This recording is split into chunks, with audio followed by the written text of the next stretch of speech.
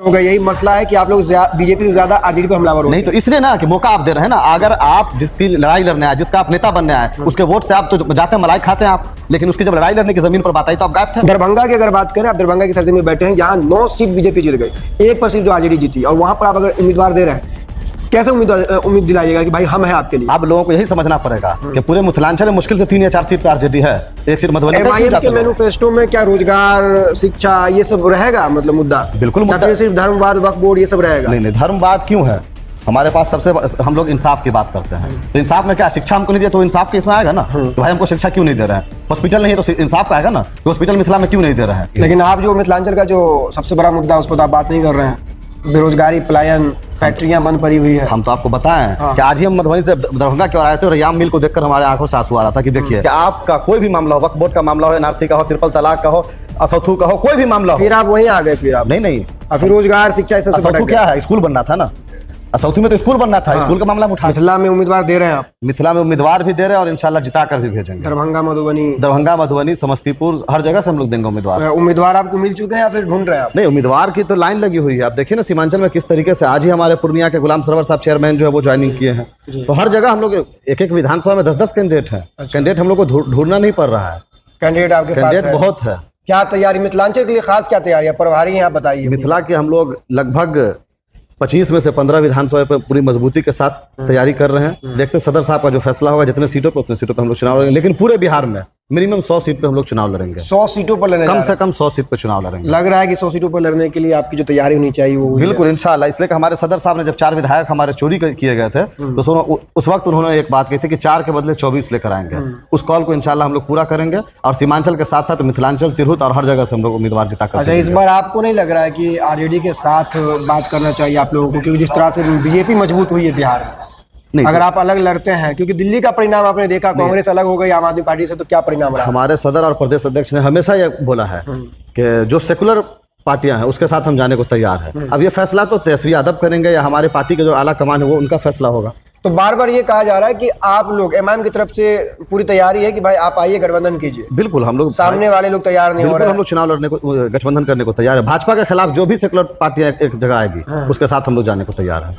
अच्छा, एक आरोप जो फिर जो लगेगा आपके ऊपर, उसके लिए क्या तैयारी है इस बार बोलने के लिए? क्या जवाब दीजिएगा? नहीं देखिए, ये जो बी टीम वाला राग है ना वो पुराना, इस बार क्या जवाब दीजिएगा? वो राग आरोप लगना है आपके ऊपर। बिल्कुल, जवाब कितना भी लगे। देखिए, मोटी चमड़ी के हम लोग आदमी, भागने वाले नहीं है। आंधियों में चिराग जलाने का हुनर आता है। इंशाल्लाह वो राग अब पुराना हो गया। हक के लिए, हमारे हुकूक के लिए कौन लड़ रहा है? जिस तरीके से वक्फ बिल को अमित शाह के आंख में आंख मिला करके बिल को फाड़ने किसी ने काम किया, तो हमारे नेता बैरिस्टर सद्दुद्दीन ओवैसी ने।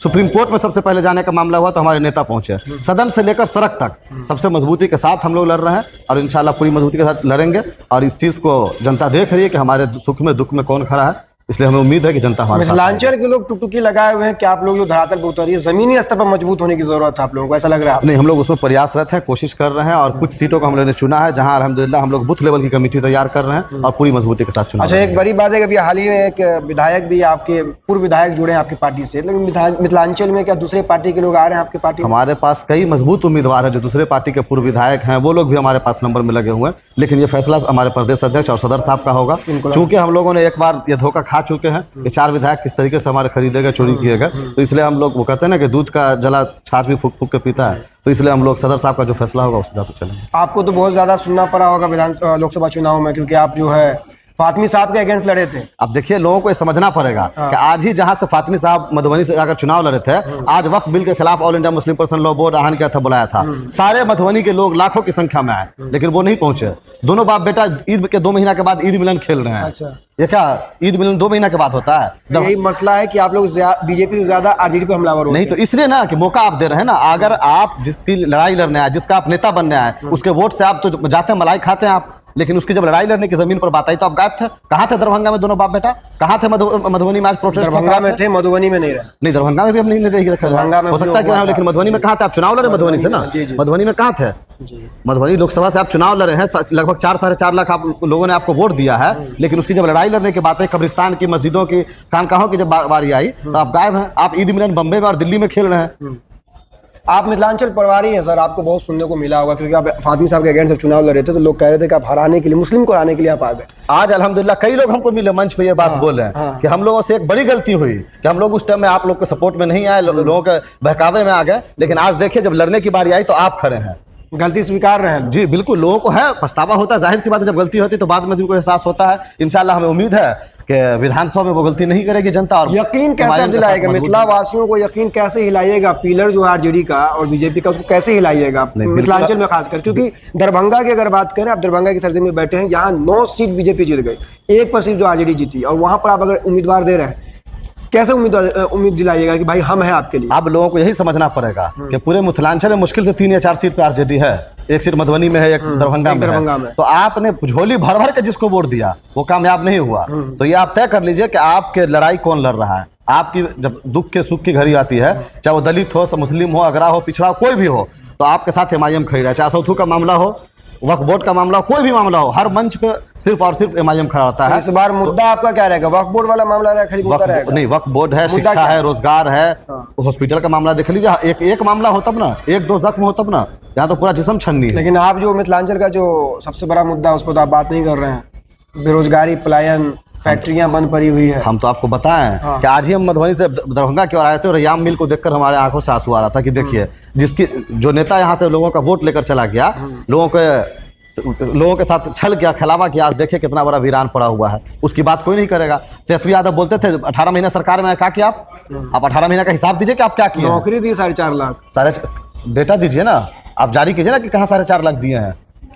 पूरा हिंदुस्तान मान रहा, आप नहीं मान रहे। अरे भाई डेटा दीजिए ना कि कहाँ दिए हैं, आप जारी कीजिए, बोलने से नहीं ना होगा। कितना टीचर बने, शिक्षा स्वास्थ्य विभाग में, बिहार के कितने लोग बने वो ना देखिए, आप डेटा दीजिए, जारी कीजिए। अच्छा, मिथिलांचल के लोग कितने, सबसे ज्यादा हमको लगता है कि आप दरभंगा स्टेशन चले आइए, मधुबनी चले आइए, तो रोज ट्रेन भर भर के लोग जो एकदम कट के उसमें गिर रहे हैं और जा रहे हैं, प्लान कर रहे हैं। अच्छा, MIM यहाँ रोजगार होता तो MIM के मैनिफेस्टो में क्या रोजगार, शिक्षा ये सब रहेगा, मतलब मुद्दा? बिल्कुल मुद्दा, सिर्फ धर्मवाद, वक्फ बोर्ड ये सब रहेगा? नहीं, धर्मवाद क्यों है हमारे पास? सबसे हम लोग इंसाफ की बात करते हैं, तो इंसाफ में क्या, शिक्षा हमको नहीं दिया तो इंसाफ के इसमें आएगा ना कि भाई हमको शिक्षा क्यों नहीं दे रहे हैं। हॉस्पिटल नहीं है तो इंसाफ का आएगा ना कि हॉस्पिटल मिथिला में क्यों नहीं दे रहे हैं। यही लोग यही उम्मीद लगाते हैं आप लोगों से कि MIM वाले नेता जब भाषण करें तो अपने भाषण में धर्मवाद तो है ही, लेकिन शिक्षा, स्वास्थ्य, इस तरह की बातों का भी इस्तेमाल करें। सारा मामला हम लोगों का इंसाफ जैसे ही होगा तो हर चीज में इंसाफ होगा ना। इंसाफ होगा तो आप कॉलेज खोलिएगा, स्कूल खोलिएगा, हॉस्पिटल दीजिएगा, पलायन रोकिएगा, तो सबके साथ इंसाफ होगा। तो हम लोग सबसे पहले इंसाफ की बात कर रहे हैं। तो मिथिला के लोगों को क्या संदेश देंगे आज, क्योंकि असद साहब का तो दौरा शुरू हो गया? जी, हम लोग मिथिला के लोगों से यही गुजारिश करेंगे कि आप देखिए, नजर उठाकर देखिए कि आपका कोई भी मामला हो, वक्फ बोर्ड का मामला हो, NRC का हो, ट्रिपल तलाक का हो, असौथू का हो, कोई भी मामला हो। फिर आप वहीं आ गए? फिर आप नहीं, फिर रोजगार, शिक्षा, इस सबसे असौथू क्या है, स्कूल बनना था ना, असौथू में तो स्कूल बनना था। स्कूल का मामला हम उठा रहे हैं ना। अगर अल्पसंख्यक स्कूल बनता, हजारों बच्चा वहां से पढ़ते, गरीब के बच्चे जो आज क्या कहते हैं काम करने को मजबूर है वो शिक्षा लेते हैं, तो जाहिर सी बात है जब शिक्षा लेंगे तो पलायन रुकेगा, सब कुछ होगा। तो हम तो शिक्षा की बात कर रहे हैं। अगर असौथू में बनता, एक लफ्ज वहां के बोलने को तैयार नहीं है। कहाँ है फातिमी साहब, कहाँ है फैयाज साहब, सब बस सिर्फ झोला डंडा लिया और पहुंच गया।